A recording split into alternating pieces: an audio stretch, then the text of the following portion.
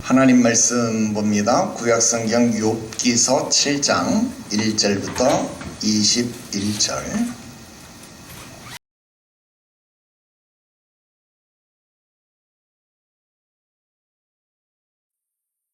(7장) 이 땅에 사는 인생에게 힘든 노동이 있지 아니하겠느냐? 그의 날이 품꾼의 날과 같지 아니하겠느냐? 종은 저녁 그늘을 몹시 바라고 품꾼은 그의 삭슬 기다리나니 이와 같이 내가 여러 달째 고통을 받으니 고달픈 밤이 내게 작정되었구나. 내가 누울 때면 말하기를 언제나 일어날까 언제나 밤이 갈까 하며 새벽까지 이리 뒤척 저리 뒤척 하는구나. 내 살에는 구더기와 흙덩이가 의복처럼 입혀졌고 내 피부는 굳어졌다가 터지는구나. 나의 날은 배틀의 북보다 빠르니 희망 없이 보내는구나. 내 생명이 한낮 바람 같음을 생각하옵소서. 나의 눈이 다시는 행복을 보지 못하리이다. 나를 본 자의 눈이 다시는 나를 보지 못할 것이고 주의 눈이 나를 향하실지라도 내가 잊지 아니하리이다. 구름이 사라져 없어진 같이 스올로 내려가는 자는 다시 올라오지 못할 것이오니 그는 다시 자기 집으로 돌아가지 못하겠고 자기 처소도 다시 그를 알지 못하리이다. 그런즉 내가 내 입을 금하지 아니하고 내 영혼의 아픔 때문에 말하며 내 마음의 괴로움 때문에 불평하리이다. 내가 바다니이까 바다 괴물이니이까 주께서 어찌하여 나를 지키시나이까?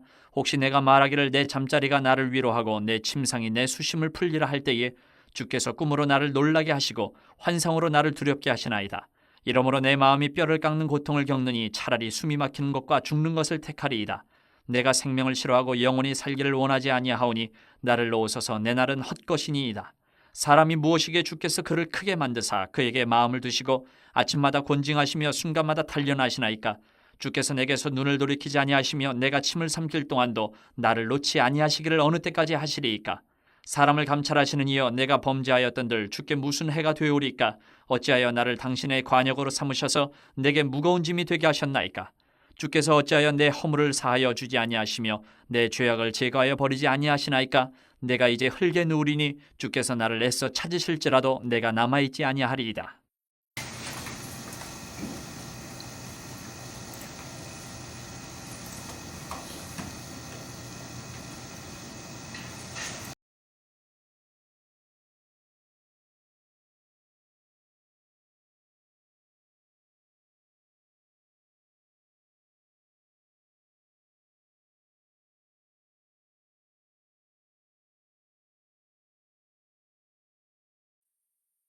(7장) 이 땅에 사는 인생에게 힘든 노동이 있지 아니하겠느냐? 그의 날이 품꾼의 날과 같지 아니하겠느냐? 종은 저녁 그늘을 몹시 바라고 품꾼은 그의 삭슬 기다리나니 이와 같이 내가 여러 달째 고통을 받으니 고달픈 밤이 내게 작정되었구나. 내가 누울 때면 말하기를 언제나 일어날까 언제나 밤이 갈까 하며 새벽까지 이리 뒤척 저리 뒤척 하는구나. 내 살에는 구더기와 흙덩이가 의복처럼 입혀졌고 내 피부는 굳어졌다가 터지는구나. 나의 날은 배틀의 북보다 빠르니 희망 없이 보내는구나. 내 생명이 한낮 바람 같음을 생각하옵소서. 나의 눈이 다시는 행복을 보지 못하리이다. 나를 본 자의 눈이 다시는 나를 보지 못할 것이고 주의 눈이 나를 향하실지라도 내가 잊지 아니하리이다. 구름이 사라져 없어진 같이 스올로 내려가는 자는 다시 올라오지 못할 것이오니 그는 다시 자기 집으로 돌아가지 못하겠고 자기 처소도 다시 그를 알지 못하리이다. 그런즉 내가 내 입을 금하지 아니하고 내 영혼의 아픔 때문에 말하며 내 마음의 괴로움 때문에 불평하리이다. 내가 바다니이까 바다 괴물이니이까 주께서 어찌하여 나를 지키시나이까? 혹시 내가 말하기를 내 잠자리가 나를 위로하고 내 침상이 내 수심을 풀리라 할 때에 주께서 꿈으로 나를 놀라게 하시고 환상으로 나를 두렵게 하시나이다. 이러므로 내 마음이 뼈를 깎는 고통을 겪느니 차라리 숨이 막히는 것과 죽는 것을 택하리이다. 내가 생명을 싫어하고 영원히 살기를 원하지 아니하오니 나를 놓으소서. 내 날은 헛것이니이다. 사람이 무엇이기에 주께서 그를 크게 만드사 그에게 마음을 두시고 아침마다 곤징하시며 순간마다 단련하시나이까? 주께서 내게서 눈을 돌이키지 아니하시며 내가 침을 삼킬 동안도 나를 놓지 아니하시기를 어느 때까지 하시리이까? 사람을 감찰하시는 이여 내가 범죄하였던들 주께 무슨 해가 되오리까? 어찌하여 나를 당신의 관역으로 삼으셔서 내게 무거운 짐이 되게 하셨나이까? 주께서 어찌하여 내 허물을 사하여 주지 아니하시며 내 죄악을 제거하여 버리지 아니하시나이까? 내가 이제 흙에 누우리니 주께서 나를 애써 찾으실지라도 내가 남아있지 아니하리이다.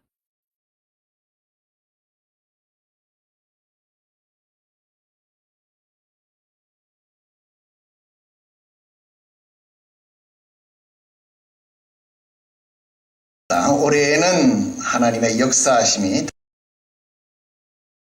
축복하겠습니다. 시작. 우리는 당신 역사에 하나님의 은혜가 펼쳐질 것입니다.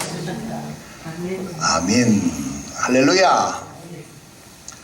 네, 오늘은 욥기서 7장 1절부터 21절까지 기록된 말씀 통해서 내가 사라져버리기 전에 이런 제목으로 말씀드리려고 합니다. 지난 시간에 우리는 욥이 자신의 친구들을 향하여 반론을 제기하는 목소리를 들어보았습니다.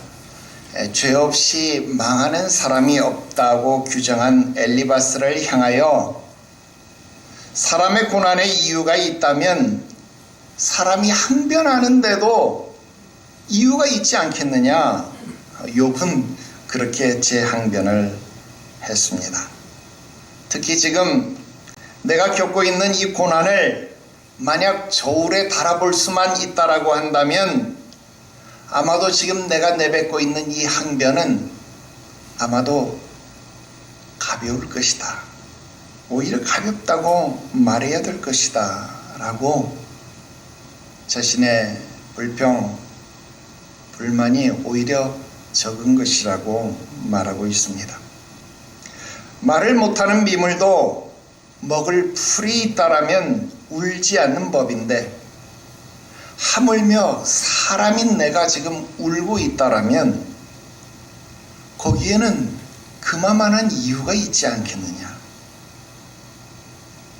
그리고 나는 거룩하신 이의 말씀을 거역하며 살지 않았기 때문에 나는 그렇게 살아온 적이 없기 때문에 만약 고난이 나의 죄악을 인해서 찾아온 것이라면 그리고 만약 내가 회개를 해야 이 고난이 그치는 것이라고 한다면 차라리 나는 죽기를 원한다.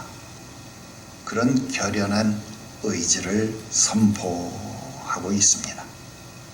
그러면서 야, 너희들이 내 친구라면서 그렇게 나를 몰라? 야, 너희들 친구라면서 나를 이렇게밖에 못 대해? 친구들에게 섭섭함을 내비치기도 했습니다. 이제라도 나의 바른 모습을 제대로 살펴보라고 강권합니다.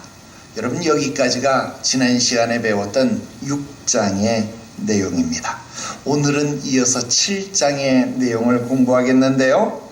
여러분, 7장에서 욥은 자신의 삶이 품꾼의 날과 같다 그렇게 비유하면서 자신의 질병도 소개를 하고 또 하나님을 향하여 탄식하는 장면들을 소개해주고 있습니다. 자, 오늘 본문의 내용이 우리들에게 어떤 이야기들을 해주는지 오늘 세 가지 말씀을 여러분들에게 전달해 드리려고 합니다. 첫 번째로 욥이 인식하고 있는 자기의 고난입니다. 다시요. 욥은 자기의 고난을 어떻게 인식하고 있느냐. 욥이 나의 고난은 이것이다 라고 말하는 거예요. 욥이 인식하고 있는 자신의 고난입니다. 자, 1절 말씀 보니까 이 땅에 사는 인생에게 이런 표현이 나옵니다. 이 땅에 사는 인생에게. 얼핏 보면 여러분 이 말은요 일반적인 인생 모두를 말하는 것처럼 들릴 수 있겠습니다. 하지만 1장부터 욥이 말하고 있는 핵심을 파악한다면 이것은요 이 세상에 살고 있는 일반적인 모든 사람을 이야기하는 것이 아니라 그 일반적인 모든 사람들 가운데 살고 있는 나, 욥 자신을 말하는 것입니다. 여러분, 조금 있다가 이 부분에 대해서 매우 자세하게 강조해서 설명해 드리려고 하는데요. 이게 굉장히 중요합니다. 오늘 이 말씀을 이해하는 핵심이 될지도 모르겠습니다. 일단 내용을 먼저 살펴볼게요. 자, 이 땅에 사는 사람들이라면 저마다 힘든 노동이 있다라고 하는 겁니다. 자, 여기서 이 힘든 노동이라고 하는 말의 원어는요 차바라고 하는 말입니다. 그런데 이 차바라고 하는 말은 군대 또는 전쟁, 노역 이런 뜻을 가지고 있습니다. 그러니까 이게 무슨 말이냐면 여러분 전쟁이 발발하게 되면 이 나라에서 사람이든 물자든 뭐 어떤 거든 이 징용을 하잖아요. 강제로 징발을 하는 거잖아요. 사람도 징발을 하고 물자도 징발을 하고 이렇게 해서 징용을 한다 이 말이에요. 그래서 그렇게 징용되어진 사람은 싸움을 해야만 하는 의무를 지게 되는 것이죠. 강제적으로 어떤 노역을 해야만 하는 의무를 지니는 것이죠. 여러분 일제 치하에 우리가 징용되었잖아요. 징용되어서 여러분 뭐 사도광산 이런 데 끌려가 가지고 강제로 노역을 했잖아요. 그죠? 탄광에 들어가서 강제로 여러분 군함도 이런 데 가서 강제로 탄을 캐는 그런 노역을 행했잖아요. 자, 여러분 전쟁이 발발하니까 가서 강제의 노역을 감당하는 것, 바로 이것을 차바 이렇게 말한다는 거예요. 차바. 자, 이 말은 무슨 말이냐면 엘리바스의 말처럼 지금 내가 당하는 고통이 나의 죄악 때문이라면, 그리고 이게 내가 죄악 때문에 오는 고통이라면, 여러분 만약에 뒤집어서 이야기하면 내가 죄를 안 지었거나 그러면 나에게 고난이 안 올 거잖아요. 그죠? 그리고 내가 죄를 지었다고 할지라도 만약에 엘리바스 말처럼 내가 회개를 해버린다라고 한다면 이 고난은 사라져 버릴 거잖아요. 그런데 우리가 인생을 살아보니까 어떻느냐 하는 거예요. 인생을 살아보니까 모든 인생에게는 강제 노역 같은 게 있더라는 거예요. 여러분 나무는 가만히 서 있으려고 하지만 바람이 이 나무를 가만히 둬요, 안 둬요? 가만히 안 두더라는 거예요. 여러분 우리의 인생이 이것과 같다는 거예요. 우리의 인생에는요 힘든 노역이 있다는 거예요. 힘든 노동이 있다라는 겁니다. 여러분 사람이 인생을 산다는 것 자체가 자기의 뜻과는 관계없이 힘든 노동에 해당되는 노역을 해야만 한다는 것입니다. 자, 그렇다면 우리의 인생은 어차피 노동을 해야만 한다라고 한다면 우리의 인생은 어떤 인생이겠어요? 품꾼과 같은 삶을 살 수밖에 없다는 거예요. 품꾼은 어떤 생각을 갖겠어요? 품꾼은요 2절에 기록되는 것처럼 품꾼의 삶은 뭐예요? 예나 지금이나 노동자들은요 노동시간이 얼른 끝나기를 원한다는 거예요. 특히 고대 노동자들의 삶은 요즘처럼 9 to 5, 그러니까 뭐 9시 출근해서 5시에 퇴근, 여러분 이런 게 없어요. 이런 게 정해지지 않았어요. 해가 뜨면 일을 시작하고 해가 질 때가 되면 일이 끝나는 거예요. 여러분 이것이 그들에게 정해진 노동시간이다. 그러니까 품꾼들은 뭐만 기다리는 거예요? 해가 지는 것을, 해가 저무는 것을 기다리는 거예요. 왜? 해가 저물어야 일이 끝나고 일이 끝나야 나에게 무엇이 시작되는 거예요? 쉼이 시작되는 거예요. 안식이 시작되는 거예요. 그래서 여러분 유대인들에게 안식일은 언제 시작되는 거예요? 저녁부터 시작되는 거예요. 그래서 안식일은 저녁부터 시작된다는 거예요. 노동에서 해방되고 안식과 평화가 시작되는 것이 바로 이 밤이다라는 거예요. 자, 3절 4절 그런 품꾼의 날과 같이 저녁만 기다리는 거예요. 힘든 노동의 삶을 살고 있기 때문에 품꾼처럼 나도 당연히 밤을 기다리겠죠. 나도 강제 노역을 하고 있는 인생을 살고 있으니까 욥도 당연히 밤을 기다리는 것이 정상 아니겠어요? 그런데 말입니다. 자, 3절 4절에 보니까 그나마 자기는 밤에도 고달픔이 그치지 않는다는 거예요. 이유는 뭐 때문입니까? 질병 때문에요. 여러분 이건요 겪어보지 않은 사람들은 잘 몰라요. 그래서 자기도 인생을 살고 있기 때문에, 모든 인생이 그렇듯 자기도 품꾼의 날들을 살고 있기 때문에 밤이 되기를 기다리고 있지만, 왜? 밤이 되어야 안식을 하니까, 밤이 되어야 평화를 누리니까 밤이 되기를 원하고 있지만, 밤이 되면 육체의 고통 때문에 다시 무엇을 원하는 거예요? 속히 날이 밝기를 원하는 거예요. 이리 뒤척 저리 뒤척 하면서 속히 날이 밝기만을 기다리게 된다는 거예요. 누가? 욥이.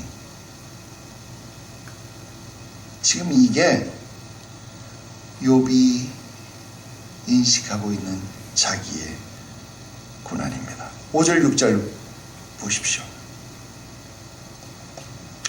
자, 여러분, 이 5절 6절에 기록된 이 욥의 고통 어떤 건지 압니까?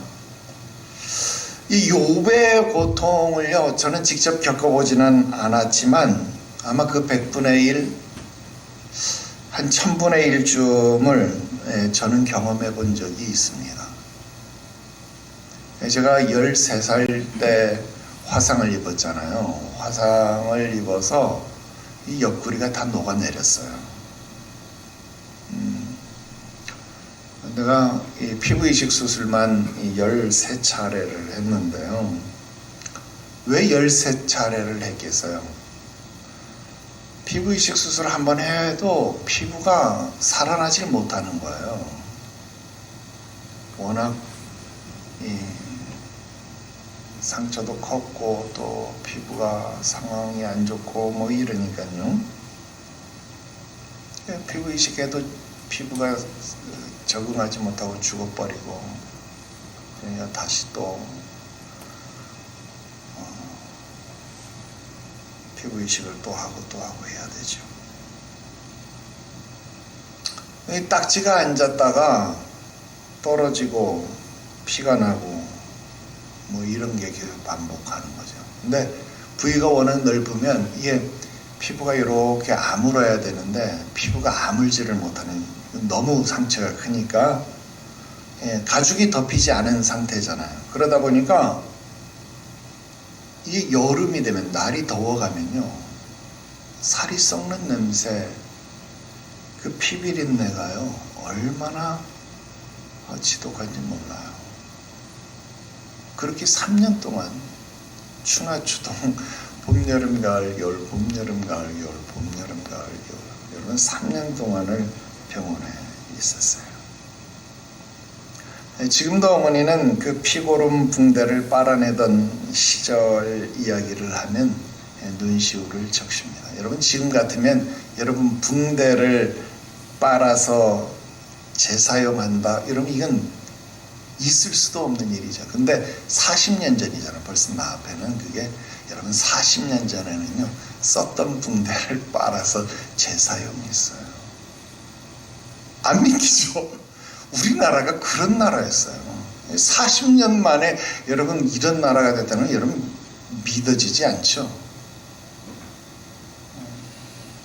뭐 상처 부위가 적었으면 붕대도 한번 쓰고 버렸겠죠. 그런데 나 어렸을 때 거의 미라처럼 온몸에 붕대를 감았거든요. 그러니까 그 붕대를 감당을 못해, 병원에서도. 그러니까 그 붕대를 계속 빨고 살균소도 계속 재사용하고 그랬거든요. 근데 이게 지금 여기서 내 살이 흙덩이처럼 덮였다가 터지고 아물고 터지고 아물고 터지고, 이게 나는 욥처럼 그런 질병은 아니었지만 내가 그래서 100분의 1, 1000분의 1 경험했다고 하는 말이잖아요. 살이 아물었다 터졌다 아물었다 터졌다. 나는 그 100분의 1, 1000분의 1 경험했다는 그런 내용. 이 지금 욥이 그런 상황이라는. 다시 1절로 돌아가서 욥은 자기가 겪는 이런 말할 수 없는 고난의 시간을 겪으면서 이런 이야기를 하는 거예요. 이 땅에 사는 인생에게 있는 힘든 노동. 여러분, 남들과 같이 일반화시키는가 싶더니 바로 자기의 고난의 삶을 말하고 있습니다. 즉 자기의 고단한 삶은 이 땅에 살고 있는 인생이라면 어쩌면 당연하다는 거예요. 나는요, 이게 욥이 위대한 신앙이다 그렇게 생각을 합니다. 엘리바스나 아니면 욥의 아내와 비교할 때 아주 극명한 차이를 보이는 부분, 그 위대한 신앙이 바로 여기 있다라고 보입니다. 하나님이 사탄에게까지 극찬한 신앙이 바로 이것 아닌가? 난 그렇게 생각을 합니다. 엘리바스는 죄 없이 망하는 자가 없듯이 고난에도 이유가 있다라고 말을 했어요. 그런데 욥은 아니야, 그거 아니야, 그렇게 말하는. 이 땅 위에 사는 인생이라면 마땅히 힘든 노동이 있어야 되는 것이 당연하다는 겁니다. 욥의 아내도 이러고도 당신이 자신의 온전함을 굳게 지키겠느냐, 차라리 하나님을 욕하고 죽으라, 그렇게 말을 하는 거예요. 그런데 욥이 야, 너 왜 그래? 당신이 말하는 게 어리석은 여자 같아. 우리가 하나님께 복을 받았으면 하나님께 화를 받는 것도 어쩌면 당연한 것 아니야? 여러분, 욥이 지금 이런 이야기를 하는 거예요. 이 땅 위에 사는 품꾼이라면 마땅히 힘든 노동이 있기도 하고, 해가 지면 해방과 자유, 평화의 안식이 있기도 하는 것처럼 하나님께 복을 받았으니 화도 받는 것이 당연하다. 여러분, 이게 지금 욥이 가지고 있는 고난을 대하는 인식이다 이 말입니다. 물론 지금 욥도요 헷갈리고 있어요. 왜? 자기에게 당한 고난이 워낙 위중하니까 자기도 좀 헷갈리기는 하고 있지만, 그래도 욥이 우리 지금 7장까지 오고 있는데, 지금 7장까지 오는 동안 제가 여러분들에게 자꾸 이 말을 했잖아요. 욥이 뭐를 안 넘고 있다? 선을 안 넘고 있다고요. 욥이 선을 넘고 있지 않다고요. 그 증거가 바로 1절입니다. 이 땅에 사는 인생에게 힘든 노동이 있지 아니하겠느냐. 나는요 1절부터 감탄을 금할 길이 없었어요. 여러분, 요즘 하는 말로 치면 피할 수 없으면 즐겨라. 지금 욥이 그 말 하는 거예요. 야, 이 땅에 사는 인생이라면 어차피 힘든 노동이 있는 거 아니야? 지금 이 말 하는 겁니다. 두 번째 말씀 드립니다. 욥이 인식하고 있는 자기 자신의 처지입니다. 여러분, 1절부터 6절까지는요 엘리바스와 그 친구들에게 말하듯 또 자기 자신에게 하는 말이었습니다. 그런데 7절부터는요 하나님께 말하고 있습니다. 그래서 우리 성경은 참 대단해요. 훌륭해요. 6절까지는 반말 투고 7절부터는 존댓말이잖아요. 그죠? 그러니까 6절까지는 친구들에게 또는 자기에게 하는 말이고 7절부터는 존댓말이니까 누구에게 하는 거겠어요? 당연히 하나님께 하는 말이다. 우리는 그냥 우리 성경만 보면 바로 알 수 있어. 자, 7절은 하나님께 대한 탄식이다. 그렇게 말을 할 수 있습니다. 그래서 보는 사람에 따라서는 이걸요 하나님을 향한 탄식 뭐 그렇게 평가를 하기도 합니다. 그런데 여러분, 탄식이라고 하니까 이게 뭐 반드시 부정적인 의미다 그렇게 보기도 하는데, 여러분 탄식하니까 이게 부정적인 의미만 있느냐? 꼭 그렇지는 않아요. 여러분, 시편에도 보면 비탄시, 탄원시 이렇게 분류되는 시가요 50편이 훌쩍 넘습니다. 여러분, 시편이 총 150편이잖아요. 하나님을 찬송하는 노래들만 모아놓은 것이 시편이에요. 그런데 그 시편 150편 중에 50편을 훌쩍 넘는 게 하나님 나 아파요, 하나님 나 괴로워요, 이런 노래들이 50편이 넘는다니까요. 여러분, 그러니까 하나님을 향해 비탄적인 또는 탄원적인 내용을 올린다고 해서 그게 꼭 부정적인 의미는 아닐 겁니다. 그래서 7절부터 10절까지 그리고 또 11절부터 21절까지 이어지는 욥의 비탄, 욥의 탄원은요, 그가 하나님을 향해서 원망과 불평을 하는 것이 아니라 하나님 나를 돌아봐 주세요. 하나님 나를 구원해 주세요 라고 처절하게 간구하는 것으로 보아야 더 옳은 해석이 아니겠는가.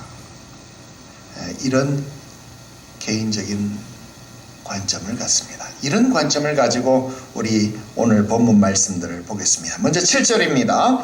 자, 우리 성경과 다르게요. 히브리어 성경은요 7절을 이렇게 시작합니다. 기억해 주십시오. 이 단어가요 앞에 나와 있습니다. 직역을 하면요 이렇습니다. 기억해 주옵소서. 나의 생명이 한낮 바람 같은 것을. 그렇기에 나의 눈은 다시는 좋은 것을 못 볼지도 모릅니다. 이런 뜻입니다. 나의 생명은 바람, 숨결, 이 루아흐라는 말이 그 말이죠. 바람, 숨결 이런 말입니다. 나의 생명은 바람, 숨결 같아서 짧고 허무하게 그렇게 지나가 버린다는 겁니다. 그러니까 다시 회복될 수 없다라는 의미입니다. 여러분 8절, 9절 말씀도요. 그냥 문자적으로 이해를 해버린다면 그냥 탄식처럼 보입니다. 그런데 7절을 뭐라고 하는 거예요? 기억해 주세요. 하나님 기억해 주세요. 이 말로 시작하고 있잖아요. 여러분 기억해 달라고 하는 말은 무슨 말이에요? 이게 단순한 탄식이 아니라는 의미입니다. 적어도 욥은요 지금 자신의 처지를 바람 앞에 등불처럼, 아니 그 바람 자체처럼 순식간에 지나쳐버릴 짧은 것이라고 말하는 겁니다. 그래서 하나님이 혹여 내 기도를 듣고 나를 돌아볼 마음이 생겨서 나를 돌아보려고 이렇게 고개를 돌려보니까 이미 나는 어떤 존재라서, 바람 같은 존재라서 이미 어떻게 됐어요? 사라져버렸다는 거예요. 하나님이 날 돌아보고 싶어서 고개를 이렇게 돌렸을 때 나는 이미 어떻게 된다고요? 사라져버렸다는 거예요. 그래서 내가 바람처럼 사라져버리기 전에, 내가 구름처럼 사라져버리기 전에 하나님 나를 어떻게 해달라는 거예요? 기억해달라고, 날 좀 돌아보아 달라고, 날 좀 살펴봐 달라고 지금 하나님께 말하는 거예요. 왜? 사람은 어디로 간다고요? 스올로 가기 때문에. 스올로 가면 어떻게 된다고요? 다시는 올라올 수 없다. 여러분 굉장히 신학적으로 바른 이해를 지금 욥이 가지고 있다 하는 겁니다. 그러니 하나님 더 이상 더 늦기 전에 나를 돌아보시고 나를 구원해 달라라고 하는 겁니다. 여러분 이게 지금 자기가 처한 처지고 하나님 앞에 바라는 기도다라는 겁니다. 여러분 지금 욥이 앞에서 어떤 이야기 했어요? 하나님 나 죽고 싶어요. 또 3장에서는 어땠어요? 내게 남은 것은 혼돈뿐이다. 나 태어나기 이전 상태, 창조되기 이전 상태, 그 혼돈의 상태로 돌아가고 싶다. 여러분 그랬잖아요. 죽기를 원한다 그랬잖아요. 여러분 죽고 싶다라고 말했지만 내심은 항상 무슨 말이 하고 싶은 거예요? 하나님 나 좀 살려주세요. 하나님 나 좀 바라봐 주세요. 욥은 지금 이 말을 하는 거예요. 이 탄원을 항상 하나님 앞에 하는 거예요. 난 이렇게 묵상을 했어요. 왜? 느낌 아니까. 10절 말씀 뭐 같은 의미입니다. 사후 세계와 단절된 그런 내용을 말하는. 여러분 고대 근동 사람, 뭐 고대 근동 사람뿐만 아니라 동서양이 다 동일하지요. 죽은 자들이요 생전에 살던 집이나 뭐 아끼던 물건에 돌아온다. 그래서 여러분 우리나라도 뭐 손 없는 날, 이게 무슨 말이에요? 귀신들이 못 찾아오는 날 확 이사가 버린다는 말 아닙니까? 그래서 여러분 고대 근동 사람들이 미라를 만들고 무덤에 온갖 부장품들을 넣는 이유는요, 그렇게 죽은 자들이 사후세계에서 돌아와서 자기들이 아끼던 물건에 돌아온다, 그런 생각을 가졌기 때문에 그래요. 그런데 욥은요, 이방인이었으니까, 이스라엘 민족이 아니었잖아요. 이방인이었으니까 당연히 이런 생각을 가져야 됨에도 불구하고 욥은 하나님을 경외하는 자였잖아요.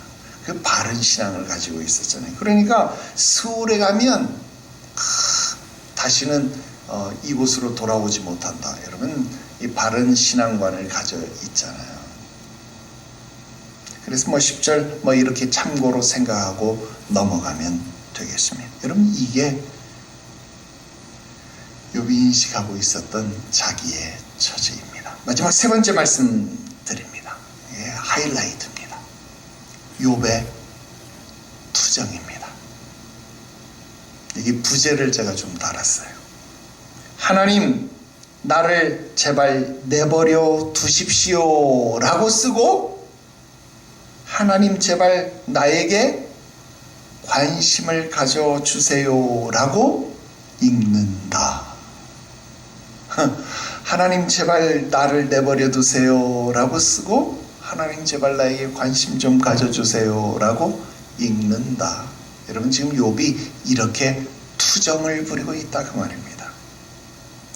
여러분, 사실 자연스러운 문맥으로는요 11절부터 21절까지의 말씀이 7절부터 10절 말씀보다 앞에 나오면 더 자연스럽습니다. 그런데 때로는 여러분 이렇게 투정 부리는 게 뒤로 가 있는 게 더 사랑스러울 수 있습니다. 뭐라고요? 더 사랑스러울 수 있다. 내가 지금 사랑스럽다는 말을 썼어요.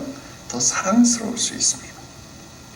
나는 지금 욥에게요 한없는 사랑을 느끼고 있습니다.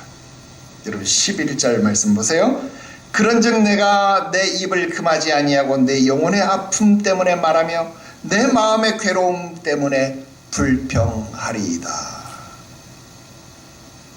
여러분, 우리 성경 굉장히 이렇게 막 뭐라 그럴까요? 선비적으로 막 고급적으로 막 그냥 사대부가 쓴 글처럼 이렇게 쓰여 있으니까 여러분, 이게 여러분 앞에 팍팍 안 와닿죠? 내가 약간 이걸 평민스럽게 번역을 해볼까요? 하나님, 내가 불평 좀 해도 돼요? 나 불평 좀 할게요. 지금 이 말이 11절입니다. 여러분, 불평할 거 있으면 그냥 불평해도 되잖아요. 그런데 예의가 바른 욥은요, 불평을 해도 하나님 앞에 먼저 허락을 받고 신고를 하고 하나님 앞에 불평을 하고 있습니다. 여러분, 어때요? 욥이 좀 귀여워 보이지 않습니까? 하나님, 나 불평 좀 해도 돼요? 하나님, 나 불평 좀 할게요. 욥이 좀 귀엽지 않아요? 나만 귀여운가? 난 욥이 엄청 귀여워 지금. 하지만 사실 이 11절 같은 행동이 어떨 때 가능한지 압니까?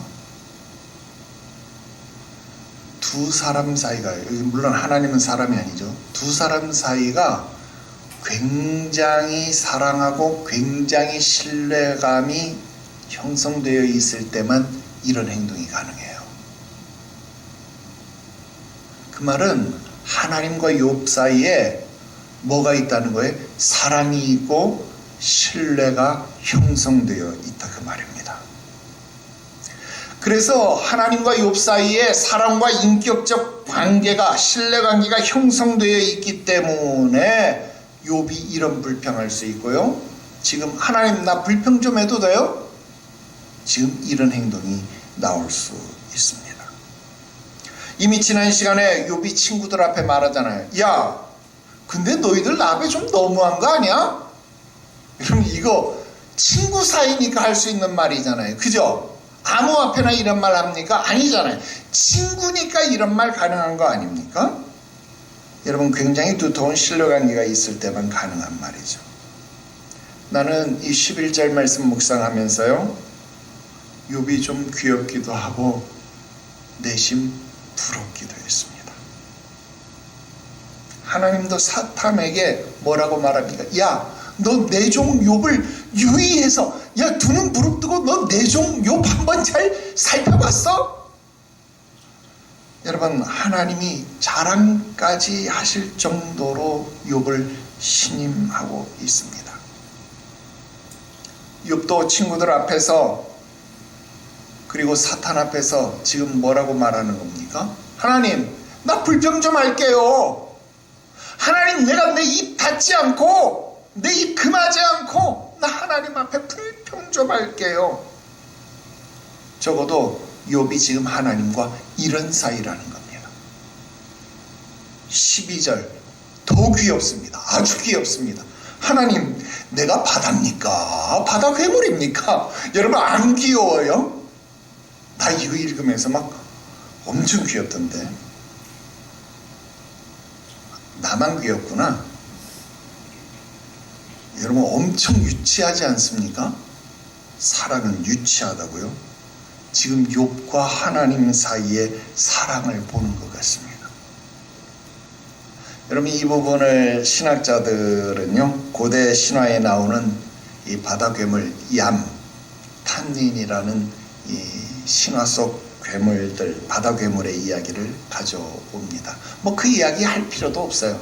뭐 좋습니다. 신학자들이니까 뭐 그런 거창한 자료들 가져오고 그런 거창한 해석해 좋아요. 그런데 우리는 그냥 가볍게 감정선에서 이해를 해보자 하는 겁니다. 무슨 말을 하고 싶은 거냐면, 쉬운 말로 하나님은요, 지금 나를 보호하시는 게 아니라 하나님은 지금 나를 감시하는 거예요. 지금 욥이 하나님 앞에 이런 불평하는 거예요. 하나님, 지금 나 지키는 게 아니라요, 하나님 나 지금 감시하는 거예요. 지금 욥이 이 불평을 했어요. 12절 보세요. 12절에 지킨다라고 하는 말, 이 말의 원어가요, 미쉬마르라는 말이에요. 미쉬마르. 이 미쉬마르라고 하는 말은 감옥, 감금, 감시, 지킴, 뭐 이런 뜻을 가지고 있습니다. 하나님은 지금 나를 감금하고 감옥 속에 가둬서 지금 나를 감시하는 거예요. 나를 지키는 게 아니라, 나를 보호하는 게 아니라 하나님 나를 지금 스토킹하는 거예요. 지금 욥이요, 하나님 앞에 이런 불만을 터뜨리는 거예요. 자, 13절. 아까 뭐라 그랬어요? 1절에서 이 세상에 사는 사람들은 다 품꾼이라고 했잖아요. 그죠? 그러니까 낮에 힘든 노동을 하고 밤을 기다리고 밤에 쉬기를 원하잖아요. 그죠? 그게 품꾼들의 날들이잖아요. 자, 그런데 밤에, 그러니까 욥도 당연히 품꾼의 인생을 살고 있으니까 밤에 욥도 어떻게 하고 싶어요? 쉬고 싶어요. 욥도 밤에 쉬고 싶다 그 말이에요. 그런데 14절 하나님이 어떻게 한다는 거예요? 나도 밤에 좀 자고 싶은데 이 침상에서 내 수심을 좀 풀고 안식하고 싶고 침상이 나를 좀 쉬게 만들어 주려고 하고 있는데 하나님이 14절에서 어떻게 한다는 거예요? 꿈에서, 환상에서 나를 놀라고 두렵게 한다. 무슨 말입니까? 하나님이 나를 잠도 못 자게 만든다 그 말입니다. 이게 무슨 말이냐면, 여러분 사실 얼마나 고통스러우면 잠도 제대로 못 잘까요? 그죠? 아까 뭐 살이 터지고 다시 안 오고 뭐 이런 이야기 했지만, 우리가 앞에서 욥의 이야기를 그냥 옛날 이야기 듣듯 그렇게 흘려서 지나갔지만, 욥이 자기 자식들을 자기보다 앞서 보낸 거잖아요. 우리 어른들이 그런 말 하잖아요. 자식은 부모가 죽으면 부모를 어디다 묻어요? 땅에 묻잖아요. 그죠? 근데 부모는 자식이 자기보다 먼저 죽으면 자식을 어디다 묻어요? 가슴에다 묻는다 그 말이에요. 근데 욥이 자식을 가슴에다 묻었으면 몇 명을 묻은 거예요? 10명이나 묻은 거예요. 이 가슴에 자식을 10명이나 묻었다 이 말이에요. 그러니까 여러분 밤에 잠을 자면서도 그 자식들이 꿈에 나왔겠어요? 안 나왔겠어요? 나왔겠죠.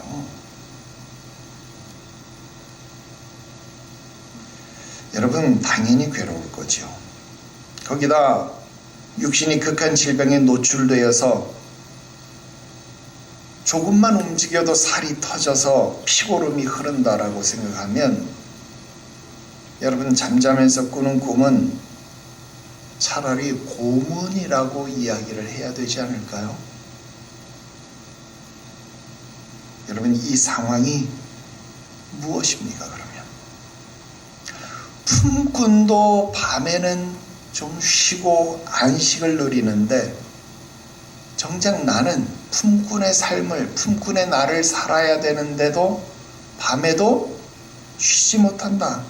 그러니까 나를 쉬지도 못하게 하는 하나님은 지금 나를 지키는 게 아니라 나를 보호하는 게 아니라 나를 스토킹하는 거다.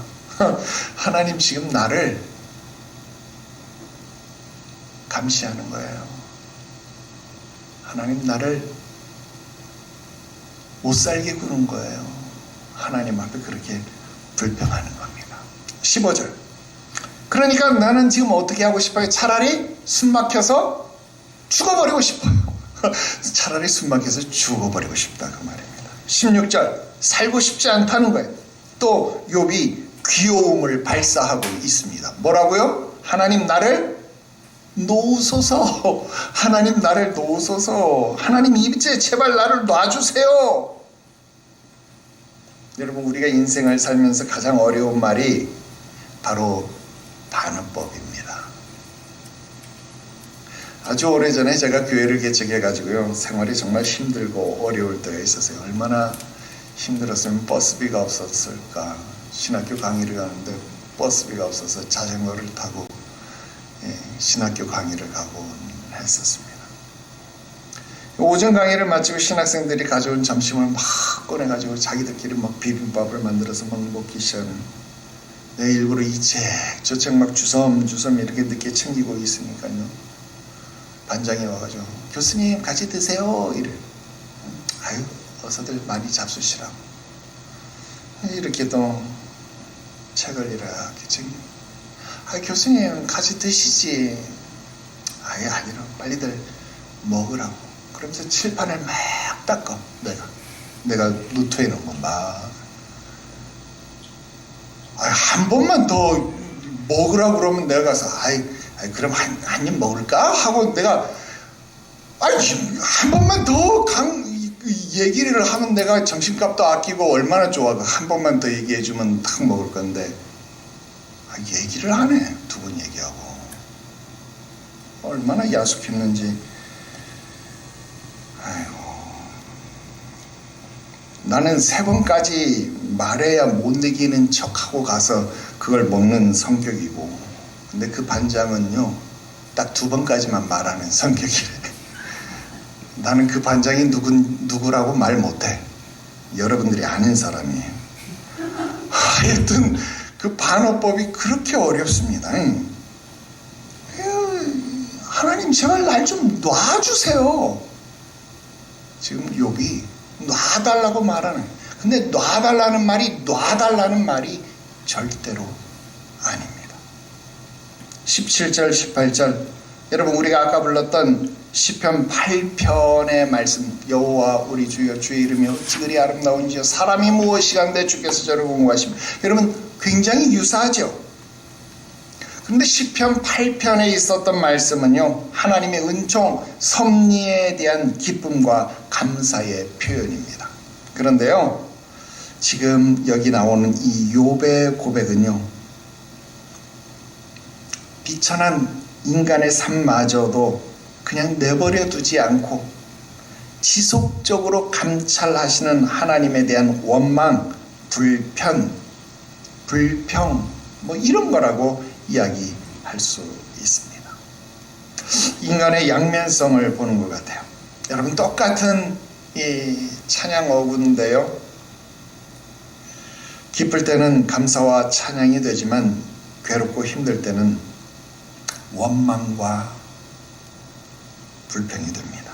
여러분, 우리가 민수기서에서 배웠던 것처럼 우리에게 내려오는, 하늘로부터 내려오는 만나는요, 출애굽기서 만나나 민수기서 만나나 희고 가시 같은 것이 동글동글 맺힌 것 똑같다 이 말입니다. 그런데 처음 먹었을 때의 출애굽기에 만나는 꿀 섞은 과자 맛 같았었고, 40년이 지나서 민수기서에서 먹는 만나는 똑같은 만나인데도 기름 섞은 과자 맛이 났다 이 말입니다. 여러분, 동일한 은혜인데도 내 상태에 따라서 그것이 보호가 아니라 나를 간섭하는 것으로 보인다 이 말입니다. 20절 말씀 보세요. 사람을 감찰하시는 이요. 자, 여기서 이 감찰이라는 말의 동그라미. 자, 이 감찰이라는 말은요, 히브리어로 나차르라는 말입니다. 이 말은 지키는 자, 보호자, 파수꾼 이런 뜻으로 성경에서 번역이 됩니다.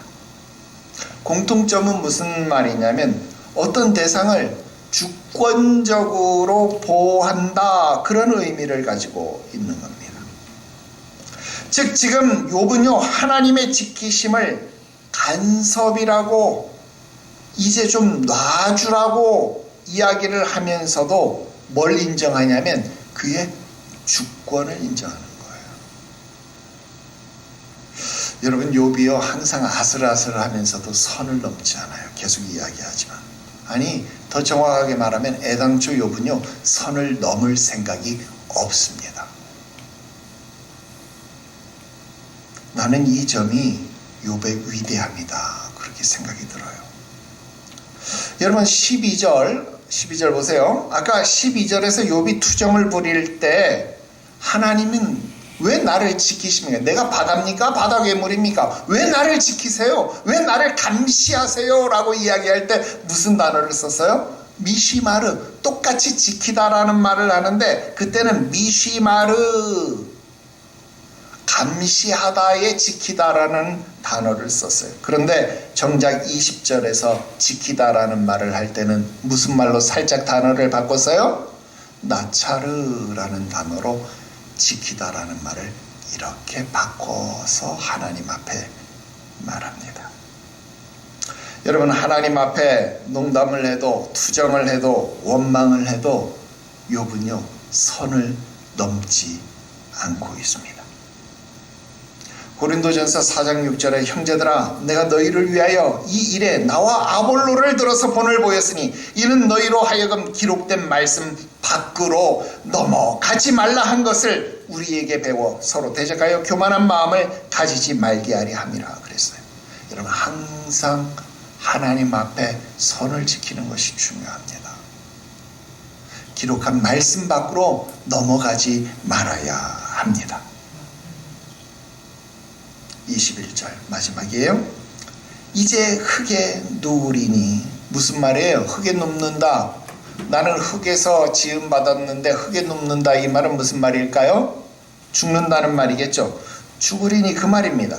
나는 이제 질병으로 말미암아서 곧 죽을 것 같다, 그 말입니다. 그 다음 말이 진짜 귀엽지 않습니까? 나만 귀여운 거예요. 나는 계속 욥이 엄청 귀여워요. 욥이 뭐라고 말해요? 주께서 나를 애써 찾으실지라도 내가 남아있지 않, 내가 흙에 이제 곧 누울 건데요, 내가 흙에 누워버리면요, 하나님 나 찾으려고 해도 나 못 찾아요. 이 흙이 난지 저 흙이 난지 하나님 나 어떻게 찾을래요? 아니, 하나님은 다 찾지, 왜 못 찾아? 근데 하나님 나 이제 흙에 누울 건데, 하나님 나 흙에 누워버리면 하나님 어떻게 나 찾을 건데요? 하나님 나 보고 싶어도 하나님 나 못 찾아요. 여러분, 욥 진짜 귀엽지 않습니까? 지금 욥이 지금 그 말을 하고 있습니다. 여러분, 오늘 말씀의 제목은요, 성경 말씀에서 따온 게 아닙니다. 내가 잠시 욥의 마음으로 빙의를 해가지고 하나님 앞에 애교 아닌 애교를 부려봤습니다. 사실 나도 요즘 욥처럼 기도하고 있습니다. 하나님 정말 흙에 누울 것 같아요. 나를 기억해 주세요. 내가 사라져 버리기 전에 나를 구원해 주세요. 이제 결론을 맺어야 합니다. 사람이 너무 공고하다 보면 신경이 날카로울 수 있습니다. 그죠? 그런 상황 속에서 위로하려고 찾아왔던 친구들이었지만 진정한 위로가 되지 못했습니다. 도리어 욥의 화만 돋우었습니다. 그러면서 욥은 친구들 앞에서 친구들에게 화풀이를 하기는 했지만 친구들 앞에 화풀이를 해서 무엇하겠는가? 정작 내 사정을 돌아보아 주셔야 할 분은 하나님이 아니신가 깨달은 겁니다. 엘리바스는 2장에 걸쳐서 욥에게 돌이키라고 말을 하지만, 회개하라고 말하지만, 이 고난은 네 죄 때문이라고 욥을 정죄하지만 욥은 그 말에 반박을 하다가도 에휴, 내가 니네들 앞에 얘기해서 뭐하겠니? 차라리 하나님 앞에 얘기해야 되겠구나. 하나님에게로 자신의 말을 돌리기 시작한 겁니다. 그게 7장입니다. 하나님, 저 여기 있습니다. 나 좀 바라봐 주세요. 나 좀 기억해 주세요. 지금 너무 힘들어요. 지금 주님의 위로가 필요해요. 내가 바람처럼 약한 존재인 거 하나님 아시잖아요. 기억해 주세요. 내가 사라져버리기 전에 나를 붙잡아 주세요. 나를 구원해 주세요. 이것이 오늘 7장에서 들리는 욥의 목소리였습니다. 우리 기도 드리겠습니다. 거룩하신 하나님 아버지, 주의 백성, 주의 자녀된 자들을 돌아보시옵소서. 오늘도 욥과 같은 심정으로 우리의 약함을 주 앞에 고백하오니 우리의 약함을 외면하지 마시옵소서. 오늘 우리를 살펴주옵시고 우리를 주품에 주의 은혜 가운데 항상 있게 하시옵소서. 우리에게 고난이 없을 수는 없겠지만 주의 얼굴이 우리에게 가리워지지 아니하도록 그 은혜의 빛이 항상 있게 하시옵소서. 거룩하신 예수님의 이름으로 기도드리옵나이다. 아멘.